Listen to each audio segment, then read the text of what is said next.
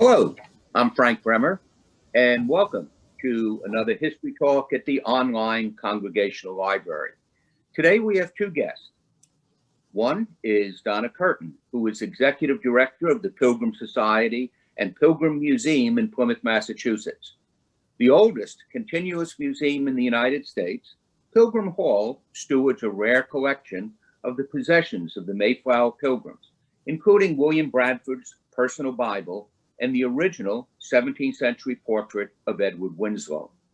Dr. Curtin has many years of experience in Plymouth history and the museum field, and most recently co-curated Pilgrim Hall's exhibition, Pathfounders, Women of History, with Michelle Coughlin and Aquinnah Wampanoag educator, Linda Coombs. Also joining us is Michelle Marchetti Coughlin. She is an independent scholar and the author of Penelope Winslow, Plymouth Colony First Lady, Reimagining a Life. And this is the book that Dr. Curtin that Donna is going to be interviewing her on. She is also the author of One Colonial Woman's World, The Life and Writings of Mehetabel Chandler Coit, which received an honorable mention for the Western Association of Women Historians Hannah Prize. She has served as a Master Humanities Scholar in Residence and is a guest curator of Pilgrim Hall Museum's Pathfounders Women of Plymouth exhibit. She currently serves on the board of the Abigail Adams Birthplace and is at work on a book about the political and social impact of the colonial governors' wives entitled The First Ladies. And with that, I'm going to turn it over to Donna Curtin to conduct the interview. Well, thank you so much, Dr. Bremer. Frank, it's wonderful to be here with you and Michelle Coughlin today. Michelle, you've written extensively about 17th century colonial women. So could you talk to us a little bit about some of the challenges of researching women's lives in early New England? Sure. So just to start, just to give an overview about women's history in general, I mean, women's history in general hasn't been studied, has only been studied for the past few decades, right? So, with the social movements of the 1960s and the new social history, so women's history is still relatively a new field. And because, history in the past is typically focused on great men and wars and political events, and to a certain extent still does. But once women's history did begin to be recognized as a legitimate field by historians, one of the obstacles that was always pointed out was that there was a lack of writings left by women, particularly in the earliest years. And this is true to an extent, but as I discovered with my book on Mehetabel Chandler Coit, One Colonial Woman's World, that not only was I working with Mehetabel's diary, which is a very early 17th century diary, 17th, early 18th century diary, but there was a trove of letters that came to light in other manuscripts. And some of these were still in family hands, which is pretty remarkable. After I published the book, I was actually contacted by other descendants who had other very early manuscripts. And then also some manuscripts were in the collections in the archives, but had been mislabeled as having been written by men. So I really think, as far as the writings, there is definitely a lack of writings, but I also think that there are other writings that have just been overlooked or ignored, or perhaps still in family hands that could help us tell the story of early American women, and that can be drawn upon. So, but that said, despite the challenges with a shortage of women's writings, there are so many other sources that we can look at, and these sources are not just drawn upon by historians of women, but by other people who left behind little in the way of writings, people in the working class, people of color, etc. So we can look at traditional historical sources, but just read them in a new way, really look at everything that's there, not just the key players in a document. So, there are church records, there are local records, court records, probate inventories and records are very helpful in material culture too. So I think all of these, pulling together all of these, the material from all of these different sources, you can really get a lot of new insights on events that we've, that have been covered in the past. Well, you make that sound so exciting to think that, for many, many generations, people have been laboring in the field of New England history, and yet there's still new sources to be uncovered that have been there and maybe just not recognized in the past, especially in the case of women. But I'm curious as to what led you to the subject of the book we're discussing today, Penelope Winslow, Plymouth Colony's First Lady. How did you come upon this subject for study and research? So after I finished my first book, I did a few programs for the Winslow House, which is a historic house museum in Marshfield. And the house was built by Penelope Winslow's son.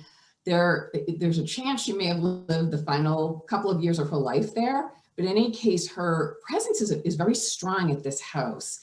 There's a reproduction of the portrait of Penelope. Of course, the original hangs at Pilgrim Hall Museum. The docents talk about her. She's a real presence in this house, and so I first heard her story from becoming involved with the house, and then when I learned about her background, she was married to Plymouth Colony Governor Josiah Winslow. She was a member of the English gentry, and arguably, given her background and her position in the colony, she was arguably one of the most powerful women in the colony's history. So I wondered. I was surprised as someone who studies early American women and someone who lives in the area. I live not too far from Marshfield. Why I had never heard of this person before. And so I just dug deeper, and the more information I got about her life, the more intrigued I became.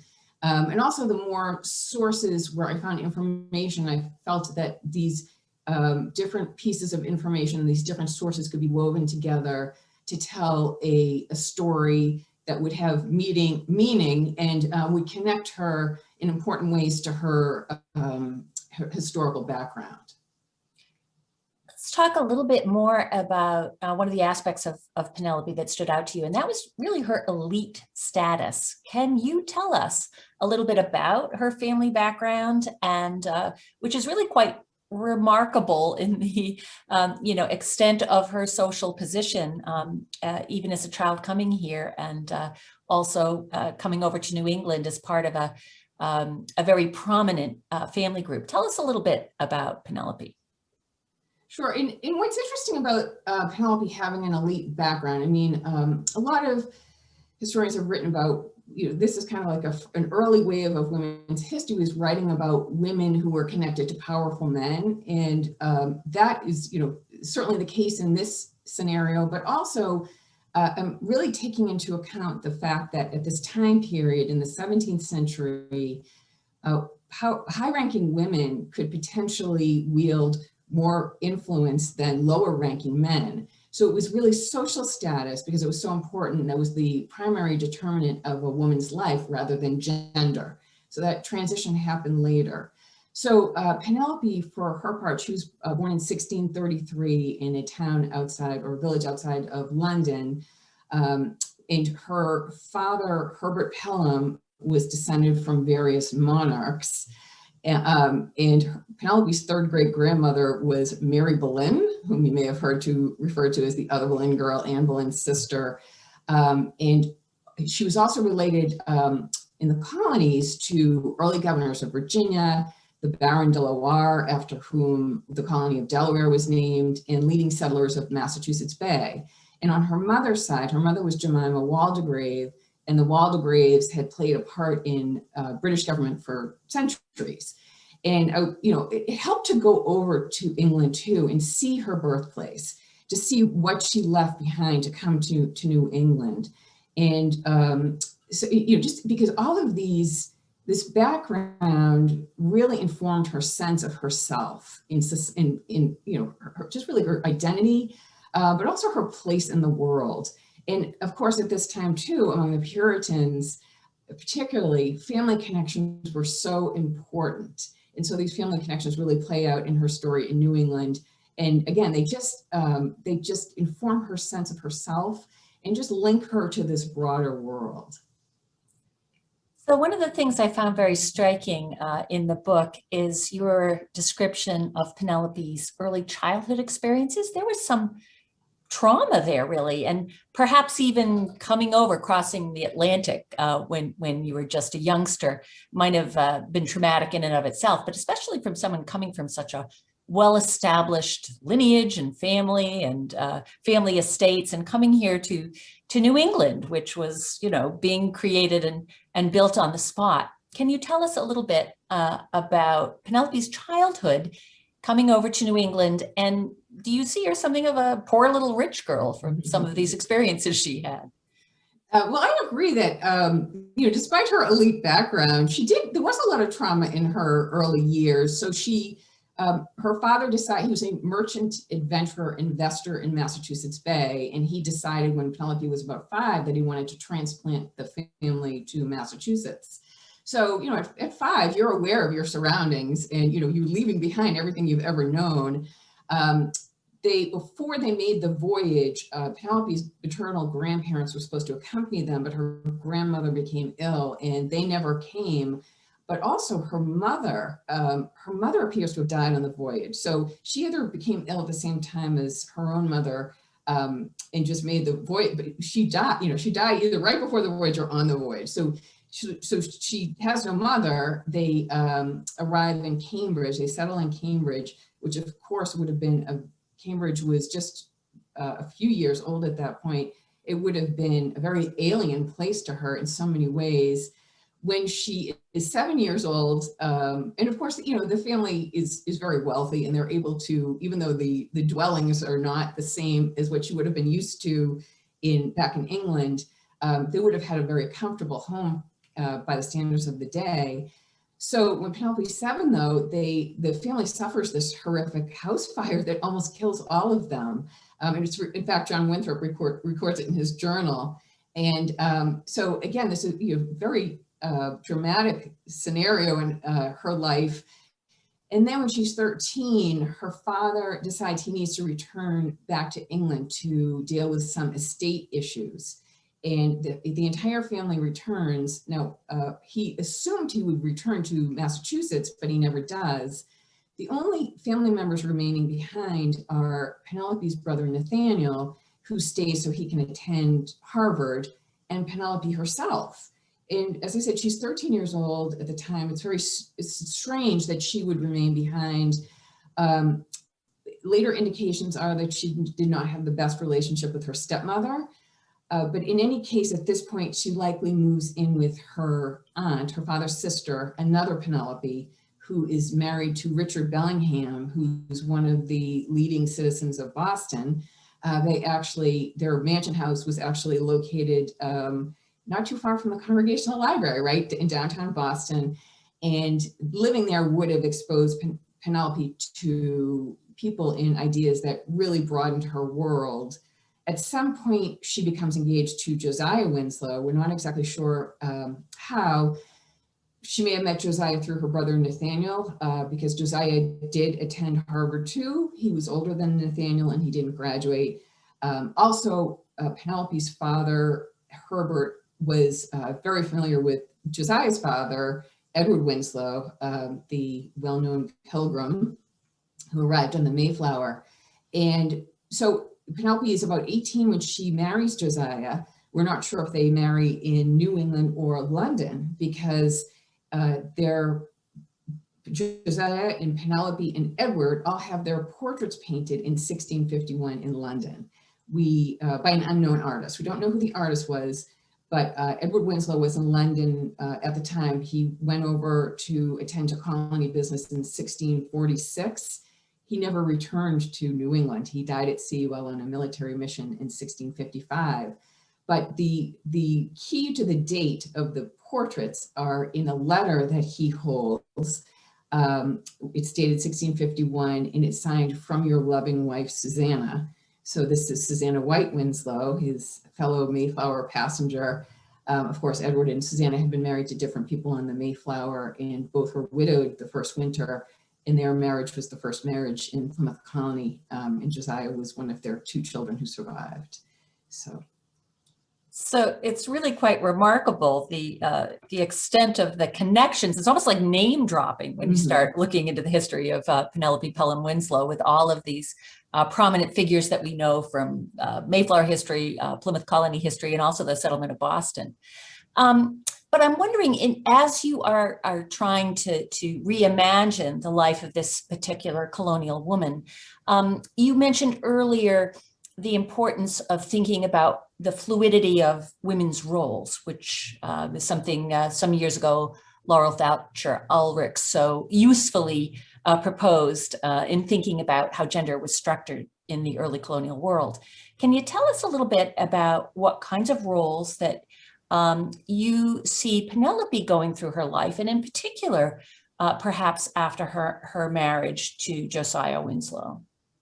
Sure. So after Penelope and Josiah are married, they settle in Marshfield in Plymouth Colony, where in Josiah's family home. Eventually they build their own home nearby.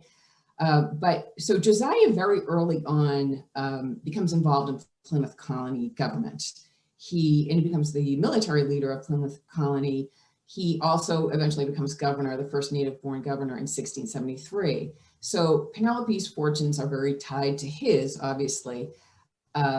She would have entered her life in Marshfield being respected just for her own background. People would have been aware of her background and her connection to, the Massachusetts governor and all of these other people. And also, obviously, her connection to the Winslow family, which were very well respected in Plymouth Colony. But thinking about her roles in that household, so we have to think of the house at that point was not entirely the private domestic space we think of now. There wasn't the same distinction between public and private. So, of course, this is well before the Industrial Revolution, where men aren't leaving their home to go to their offices or go to their place of work. They're conducting their businesses from their homes. And so there's a term, as you referred to, that Laurel Thatcher Ulrich popularized, deputy husband, and that reflects the fact that women of the time would have been very aware of what their husbands did, because they would have been recognized as a suitable substitute to stand in for their husbands if their husband was away on business or incapacitated in some way. There's so much going on in the home. So it's not just this family life. In Josiah and Penelope's case, Josiah isn't only conducting his commercial enterprises, but and also he's traveling too. So when he is gone, she's taking over the management of the farm and, whatever business of his she can manage while he's gone. But also but Plymouth Colony business is taking place in their household too. And so it's just really fascinating to think of that. And this is a place where she would be wielding power, because number one, at the time, there were these very elaborate social rituals among the upper classes, and they were a way of cementing relationships. And so she's making her own relationships, and not just with women in the community, but with men too, because men are coming to the house to see Josiah, and they know that she's a gatekeeper to him, and that she can mediate messages given to him, and she can, exert her own influence on these people too. But also, I think about the women coming to the house, seeking favors on their husband's behalf. And so there are these whole communities of women acting behind the scenes, but absolutely affecting outcomes that affect the larger colony. So this is something that I spent a lot of time thinking about, and I thought was so important. And just one more note as far as that, the way that women are contributing to the shaping of Plymouth Colony, and this is happening in other places too. It's not just in Plymouth Colony, these types of experiences that women are having, but there's a contract from the 1660s that is witnessed by Penelope and another woman. The contract is between Josiah, acting on behalf of Plymouth Colony, and someone in Situate who is going to maintain a bridge. And so something like this is a document that can be so easily overlooked as just dull and, you know, not important. But the document is actually a very important piece of Plymouth colony infrastructure. And the fact that Penelope is witnessing this and this other woman shows how women are behind the scenes. And there are so many deeds and documents like this that are witnessed by women. So they're, you know, they're participating in these events. And this is a perspective that we don't often take, but it's just something that it should be considered because it just gives you that much more insight into historical events. I think that's so important now in this new impetus to try to re-examine the historical record to address histories that have been submerged or hidden or ignored in the past, and looking at something as simple as a colonial deed, like you say, a very matter-of-fact, dry as dust kind of thing that we've you know, all had access to for a long time, and trying to glean some new perspective and new insights from that, I think is one of the important contributions that you're making in this work. But I want to ask you about a different kind of evidence that is really that this book is saturated with, and that is your interest in examining material culture and trying to look at some objects that have been associated with Penelope Winslow, including her portrait, but not limited to that, and trying to put the lens of opening up her life onto these material artifacts. Could you talk a little bit to us about that? Sure. So yes, well, again, because Penelope was an elite person and connected to the Winslow family, a lot of the Winslow possessions were preserved and are now safely housed at Pilgrim Hall Museum under Donna's great care. So there's very high style items that have survived. But there are also one other aspect of material culture that was very interested in looking into was archaeological evidence. And this is a type of evidence that historians are making more use of, which I think is very important because it can particularly speak to the experiences of people who didn't leave behind a written record. And so what was wonderful about the archaeological evidence was that it corroborates and it adds layers of information to the insights that can be gleaned from the surviving possessions. So just to name a couple of items, so we have Penelope's portrait. There is a bag that she is supposed to, a little beaded bag she's supposed to have made, and also a silver bodkin with her initials on it. So these items, they tie her to an interest in fashion and speak to her ability as a needlewoman. And so we, this is kind of borne out into the archaeological artifacts found at the Winslow site. So we're very fortunate in that several excavations have been done there at Josiah and Penelope's home site, but also throughout Plymouth colony. And so there are other artifacts that we can compare these to get a broader context. And so the information about Penelope as a good needlewoman is borne out by, there's, for example, among the archaeological artifacts, there's a fine bone needle case that still has the pins within. There are, hooks and eyes and needles and pieces of scissors. And so all of these items date from Penelope's residence there. We can't say for sure that they were hers, although some of them very likely were, but also these items connect her to other women of the time, because all women would have done some type of sewing, according to their class, whether it was there's a social class, whether it was fine needlework or just darning. It's just something that's a universal experience of women. And I like that connects her to them. And also another item found in the archaeological evidence was pieces of drug pots. So at this time, all women would have been responsible for overseeing the health and well-being of their families. That was one of their major responsibilities. And so Penelope, like her other female contemporaries, was making, would have had a kitchen garden, a medicinal garden, and was making her own medicinals. So again, this is just something that it's very a concrete reference to her particular circumstances, but also has broader links to other women, I think. I think these literally fragments of the past that are unearthed that you associate with her experience can really open up almost the day-to-day life experience of a woman of her station here in early Plymouth.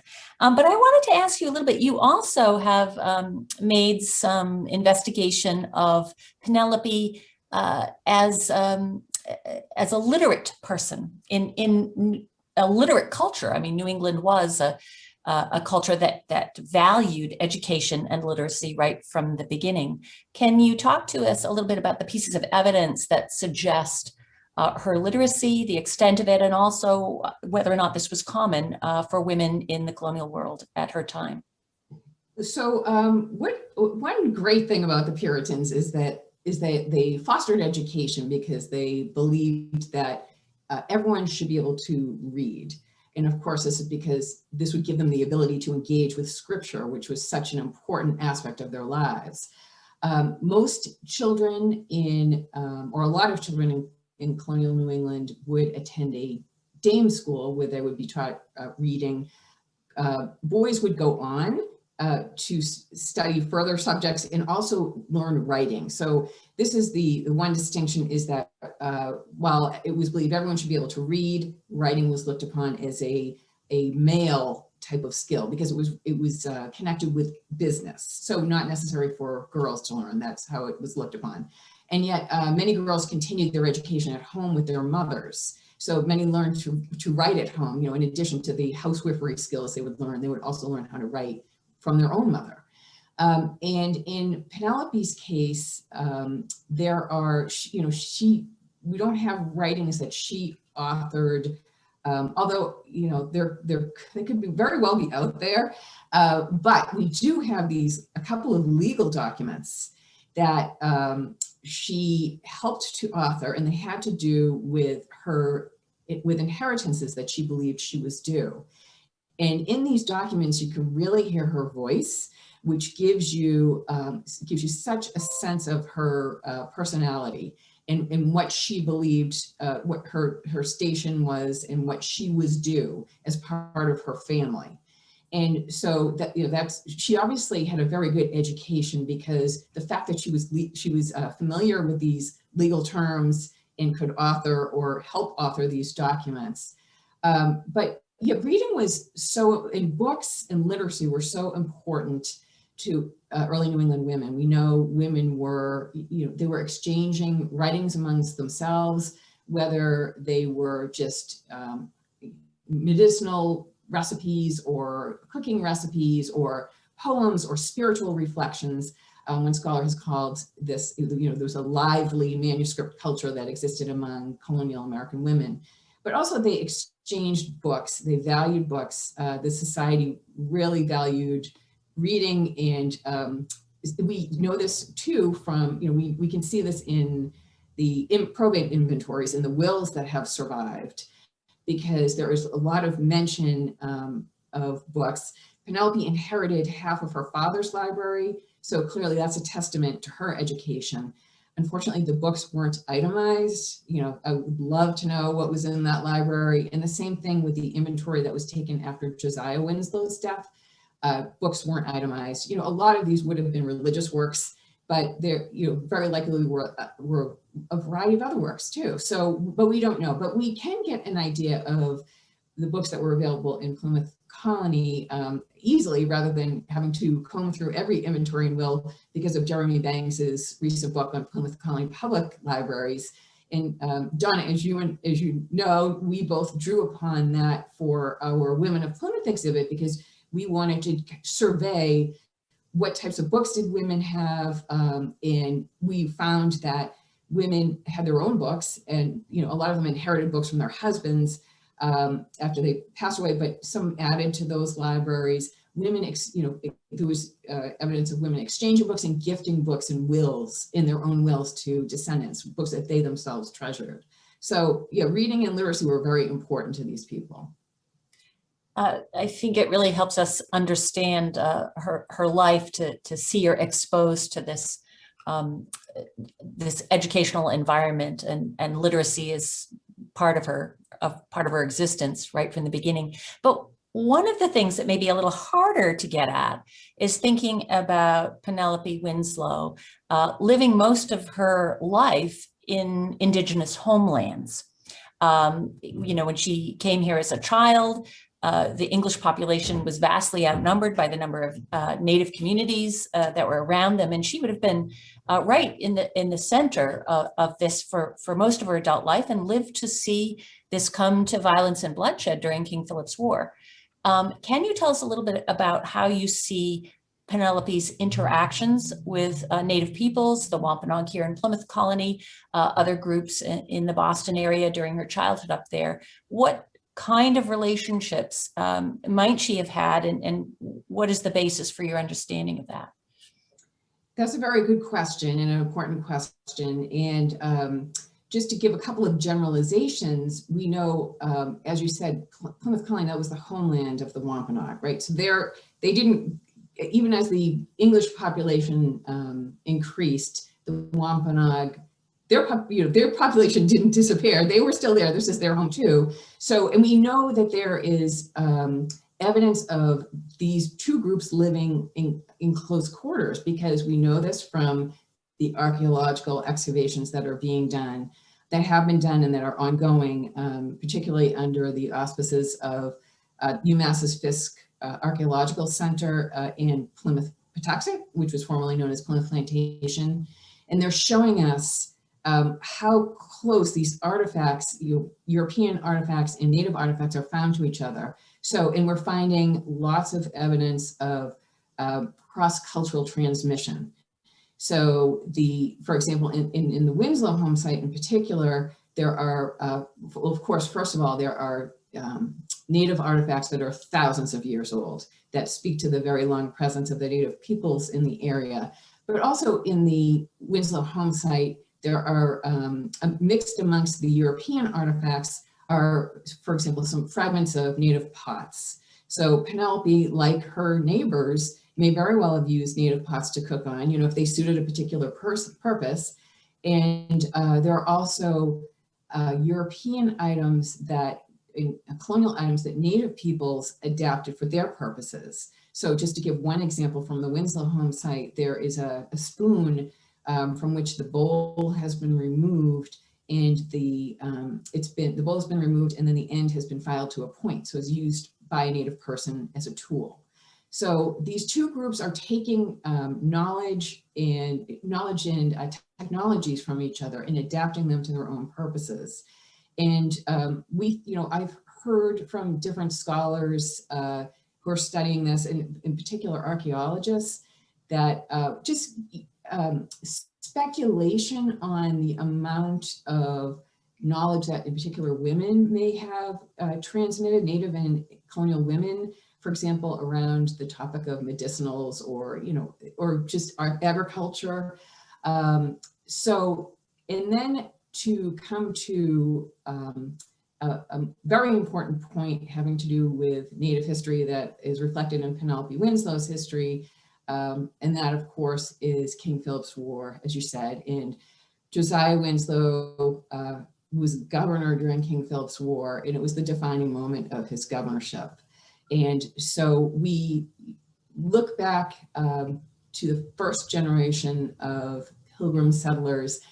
We look back to Edward Winslow, Josiah's father, and he came to Plymouth, and he befriended, as we know, the Wampanoag sachem we know as Massasoit, which just means, roughly translated, great leader. He took the name Usamequin.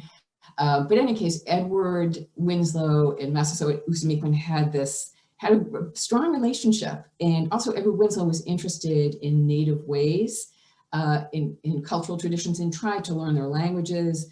Josiah did not personally have the same interest in Native culture. And of course, by this time too, with the second and third generation of Plymouth settlers, these tensions between the two groups are building as the settlers encroach upon Native lands and pressure them to convert to Christianity.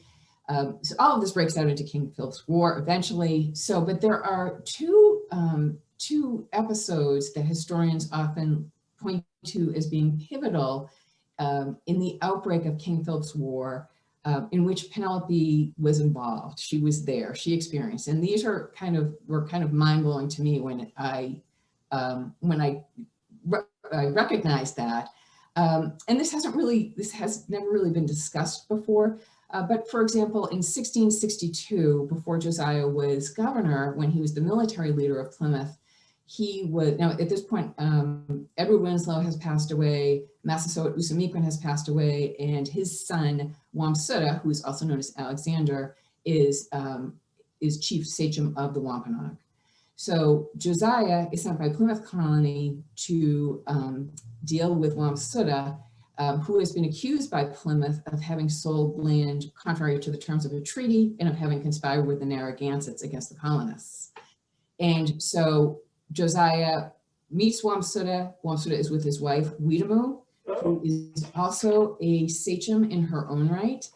It's determined that Wamsutta needs to come to Plymouth, but that first he and Weetamoo will spend the night at the Winslows' home. So it's, it's kind of mind-boggling to think about that, about Wamsutta, Weetamoo, and their relatives, spending the night at the Winslows' home. As I mentioned, I believe that, there's elaborate rituals of hospitality among the upper classes.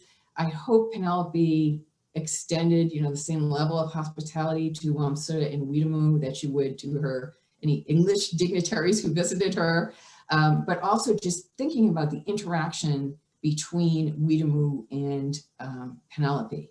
So while Penelope wields informal power and influence in the colony, Weetamoo is an acknowledged leader of her people. And so, in Penelope's Eurocentric view, her rank would have outstripped that of Weetamoo, but really in the larger scheme of things, Weetamoo was the most powerful person. Unfortunately, this visit does not go well, and that Wamsutta becomes ill, and it's decided he needs to return home before he can go to Plymouth to answer these charges. He unfortunately dies soon afterwards, and it's believed by Weetamoo and Wamsutta's brother Mehetabel, also known by Philip, that Wamsutta had been poisoned either by Josiah or by the doctor that Josiah has sent for. So, and then fast forwarding to late 1674, when Josiah is governor, John Sassaman, who is a Harvard-educated Christian minister who is a native man, who has ties to both the colonists and King Philip, he comes to warn Josiah of Philip's plans to attack. And so again, he comes to their home. So you can imagine Penelope perhaps engaging with him, but absolutely discussing the nature of his visit afterwards with Josiah, given what happens afterwards. So John Sassaman tries to warn Josiah. Josiah does not believe him. He's received similar warnings that haven't come to anything. Before John Sassaman leaves, he says, "I fear for my life, giving you this information." And a few weeks later, his body is found, and it's presumed he's been murdered by agents of Philip, and that, and soon afterwards, 3 men with connections to Philip are arrested, tried, and executed for that. And then King Philip's War breaks out soon afterwards. So again, just thinking about these are very well-known episodes in the story of King Philip's War, but and it's only recently that Weetamoo's experience in this scenario, and Weetamoo ended up being a leader. She was an ally of King Philip. She was a commander. She was a military leader in her own right. And so, again, I think we just need to broaden our perspectives because we come away with new insights, and it's just more interesting. Yeah, it is remarkable to think of Penelope Winslow and Weetamoo together in the same area at that absolutely, crucial moment in the history of the relations between the English and the Wampanoag. Lisa Brooks's book, Our Beloved Kin, of course, has some wonderful material on really illuminating Weetamoo's experience in her life. But I think we're coming to the end of our time together, and I did want to ask you about what's next for Michelle Marchetti Coughlin in terms of the work that you're doing, and I understand there's more First Ladies that are coming along. Yeah, so just thinking about Penelope's experiences and how she used her status and her opportunities as a colonial governor's wife, it made me think about, well, what happened in the other 13 colonies that formed the original United States. So I've been digging into those stories, and there's an amazing array of information about the way that these women used their influence and their talents and abilities to leverage, or they leverage them to achieve both personal and public goals. And so I think there's this whole history of self-determination in women's lives from the 17th century in this country that we haven't really explored, and that it really is worth exploring, because some of these actions ended up having really long-term effects and major consequences. And alongside these colonial first ladies, I'm also looking at their counterparts amongst Native female sachems, and also the wives of the quote Black governors who were elected by northern communities, slave and free communities, to see what kind of power and influence they had in their own communities. So it's been very interesting, because there's such an array and such a diverse range of ethnicities and personal backgrounds and religions to consider. So that's what I'm working on right now. So Michelle, where can people find out more about your work? Oh, I have a website at onecolonialwomansworld.com. And my email address is there if anyone has any questions. It's mmcoughlin@onecolonialwomansworld.com.